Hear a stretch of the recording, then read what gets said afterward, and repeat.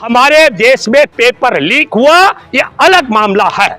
Paper leak का तरीका क्या था यह दूसरा मामला है। पेपर लीक में सरकार की भूमिका क्या थी यह तीसरा मामला है। पेपर लीक में सुप्रीम कोर्ट क्या करेगा चौथा मामला है। सीबीआई क्या करेगी। और जो पूरा का पूरा मामला है, मैं बिहार की आर्थिक अपराध इकाई के हवाले बिहार की पटना पुलिस 11 मई को इस मामले को कर चुकी थी और बिहार की आर्थिक अपराध इकाई की तरफ से नेशनल टेस्टिंग एजेंसी से जले हुए प्रश्न पत्र को मिलान करने के लिए एक और कॉपी प्रश्न पत्र की मांगी गई थी। नेशनल टेस्टिंग एजेंसी ने प्रश्न पत्र की प्रति नहीं दी। 1 महीने से ज्यादा का समय जाया किया। क्यों? अब मैं यह कहना चाहता हूं, सीबीआई जांच कर रही है। सीबीआई का जांच का तौर तरीका मैं दावे के साथ मैं कह सकता हूं समर्थ को ना दोष खुशाई, क्योंकि सीबीआई की जांच के साथ जब 22 तारीख को तय की गई सीबीआई की जांच, तो उस एक तरफ सीबीआई की जांच शुरू की गई और दूसरी तरफ सुबोध सिंह जो निदेशक थे नेशनल टेस्टिंग एजेंसी के, उन्हें पद से हटाया गया। लेकिन तोता की तरह धर्मेंद्र प्रधान ने कहा जिनके अंक ज्यादा आ रखे, ज्यादा अंक जिनके पास हैं, उनको घबराने की जरूरत नहीं है। तो धर्मेंद्र प्रधान कैसे तय कर सकते हैं कि पेपर लीक का फायदा उन लोगों को नहीं हुआ जिन लोगों को ज्यादा अंक हासिल हुए। परीक्षार्थियों का एक समूह 17 मई को सुप्रीम कोर्ट गया और सुप्रीम कोर्ट में याचिका दायर की गई कि इसके रिजल्ट पर रोक लगा दी जाए। और उसको कैसे पता लगा? क्योंकि 5 मई को शास्त्री नगर थाना पटना बिहार का मैं जिक्र कर रहा हूं, वहां की पुलिस ने 3 परीक्षार्थियों सहित 13 लोगों को गिरफ्तार किया था 5 तारीख को। और मैं आपको बताना चाहता हूं 6 तारीख की सुबह तक 13 लोग गिरफ्तार हो चुके थे। तो जो गिरफ्तारियां हुई हैं शास्त्री नगर थाना पटना बिहार में, उसके संदर्भ में ईमानदारी की बात तो यह है कि बिहार की सरकार को भी मालूम हुआ होगा, लेकिन बिहार की सरकार ने अपने काबिल पुलिस कर्मियों के पक्ष में एक शब्द नहीं बोला, मुंह नहीं खोला। इसका कारण क्या है? दूसरी बात, परीक्षा में पेपर लीक का मामले में गिरफ्तारी होती है। 3 छात्रों में से एक परीक्षार्थी आयुष कबूल करता है कि हाँ 4 मई को हमारे को फलां जगह ले जा करके, और जो पर्सन आए थे वो पर्सन हूबहू 100% वही थे जो आज के परीक्षा में आए हैं। और इस कबूलनामे में बिहार की पटना की पुलिस वो जला हुआ प्रश्न पत्र भी बरामद कर देती है जिसमें 70% प्रश्न पढ़े जा रहे थे।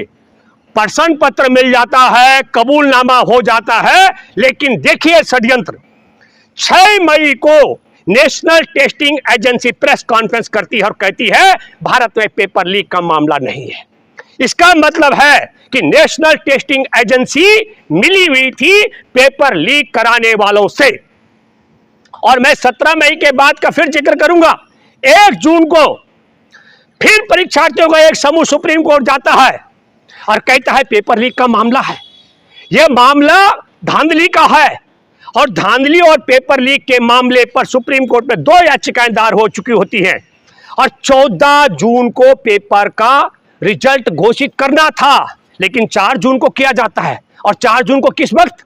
शाम को 6 बजे जब यह पता लग गया कि नरेंद्र मोदी की सरकार की वापसी हो रही है, तो नरेंद्र मोदी की सरकार की वापसी होने पर शाम को 6 बजे नेशनल टेस्टिंग एजेंसी 14 जून को घोषित करने वाले जो रिजल्ट है उसकी घोषणा 4 जून को कर देती है। तो नरेंद्र मोदी की सरकार जो नीट की परीक्षा में बिहार में गिरफ्तारी होती हो 5 मई को, और गोधरा में भी वहां पर नकल का मामला, या कहेंगे कि पेपर सॉल्व करने का मामला, वहां 5 गिरफ्तारियां हुई थी। लेकिन मोदी सरकार ने मुंह नहीं खोला, गुजरात की सरकार ने मुंह नहीं खोला, बिहार की सरकार ने मुंह नहीं खोला। 2 याचिकाएं सुप्रीम कोर्ट में दायर की गई। उसके बाद भी बड़ी रोचक बात यह है कि एक जगह भी केंद्र की तरफ से कोई प्रवेश आगे नहीं आया। और जब 13 जून को सुप्रीम कोर्ट में जो ग्रेस अंक दिए गए थे 1563 परीक्षार्थियों को, उस मामले पर जब सुनवाई थी, क्योंकि वो अवैध तरीके से दिए गए, गैर कानूनी तौर पर हमारे देश के अंदर मेडिकल की परीक्षार्थियों को और इंजीनियरिंग की परीक्षार्थियों को किसी भी कीमत पर ग्रेस अंक नहीं दिए जा सकते हैं। लेकिन मोदी के है तो मुमकिन है। नेशनल टेस्टिंग एजेंसी ने 1563 छात्रों को ग्रेस अंक दिए। जब सुप्रीम कोर्ट में सुनवाई थी, इनको लगा हम फंसने वाले हैं, तो सुप्रीम कोर्ट में नेशनल टेस्टिंग एजेंसी की तरफ से कहा गया हम ग्रेस अंक वापस लेते हैं। और तब प्रकट होते हैं पहली बार धर्मेंद्र प्रधान, केंद्रीय शिक्षा मंत्री, और केंद्रीय शिक्षा मंत्री कहता है पेपर लीक का मामला नहीं है। तो प्यारे देशवासियों, पटना में शास्त्री नगर थाने की पुलिस 3 परीक्षार्थियों को, उनके पेपर सॉल्व करने वाले 3 और मददगारों को, उनके 2 और मददगार सॉल्व करने वालों के, और 2 परीक्षार्थियों के पिता और 1 परीक्षार्थी की मां और ड्राइवर से 13 लोग गिरफ्तार होते हैं। और 7 मई को शाम के समय इंडियन एक्सप्रेस एक बड़ी स्टोरी पब्लिश करता है। तो यदि हमारे देश में डबल इंजन की बिहार की सरकार की पुलिस पेपर लीक मामले में गिरफ्तार करती हो, जला हुआ पेपर बरामद करती हो, मुकदमा पेपर लीक का दर्ज करती हो, 420 का भी धोखाधड़ी का, और इसकी जानकारी अगर मोदी सरकार और केंद्रीय शिक्षा मंत्री धर्मेंद्र प्रधान को नहीं है तो यह नालायक है।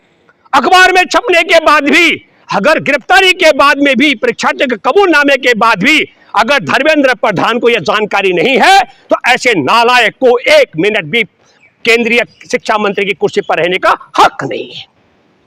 और यह जानकारी थी, लेकिन जानबूझ करके केंद्रीय शिक्षा मंत्री धर्मेंद्र प्रधान ने पेपर लीक नहीं है यह तोता की तरह रटता रहा। इसका मतलब है बड़ा साफ साफ पटना की पुलिस के द्वारा गिरफ्तारी, परीक्षार्थियों के कबूलनामे, इंडियन एक्सप्रेस में छपने वाली खबर, सुप्रीम कोर्ट में दायर की गई 17 मई और 1 जून की याचिका, और इसके बावजूद धर्मेंद्र प्रधान का साइलेंट रहना। और ग्रेस अंक की बात भी कब आई है? हमारे देश का इतिहास है, हर साल कभी कोई 2 बच्चे, कभी 3 विद्यार्थी, कभी 1 परीक्षार्थी 100% अंक हासिल करता है। 4 जून को तो गजब हो गया, 67 परीक्षार्थियों को 100% अंक मिले, और उनमें से कुछ परीक्षार्थी ऐसे भी थे उसके अलावा जिनको 718 और 719 अंक मिले 720 टोटल अंकों में से, जो संभव ही नहीं हो सकता। क्यों?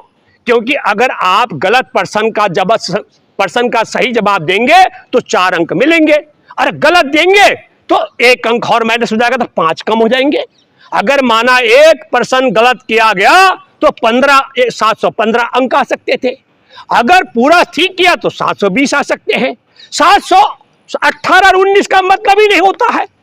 तो फिर एक ग्रेस अंक वापस लेने के बाद भी मैं इसमें रोचक बात बताना चाहता हूं।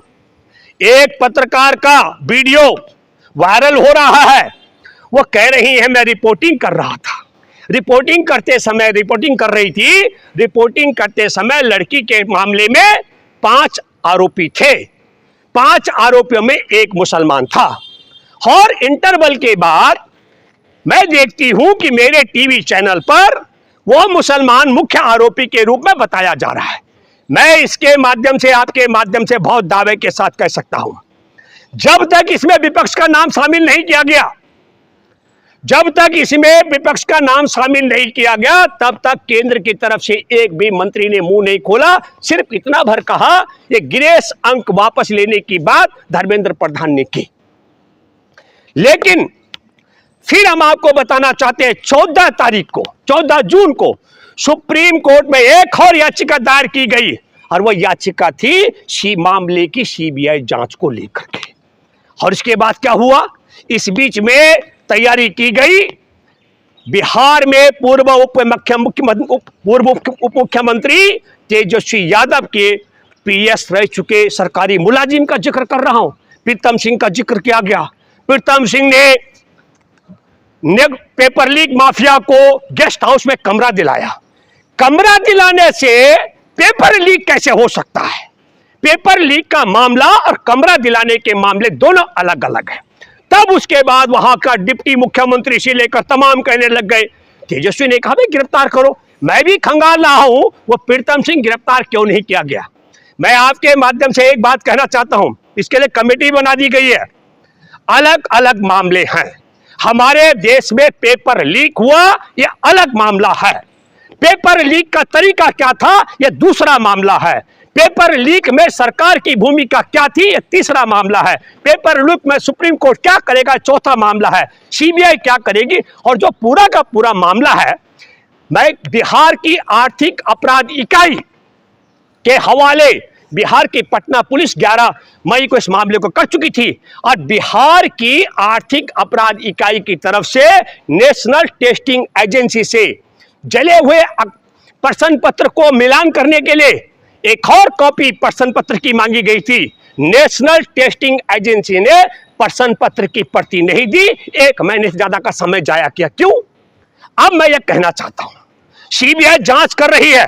सीबीआई का जांच का तौर तरीका मैं दावे के साथ मैं कह सकता हूं, समर्थ को ना दोष घुसाई।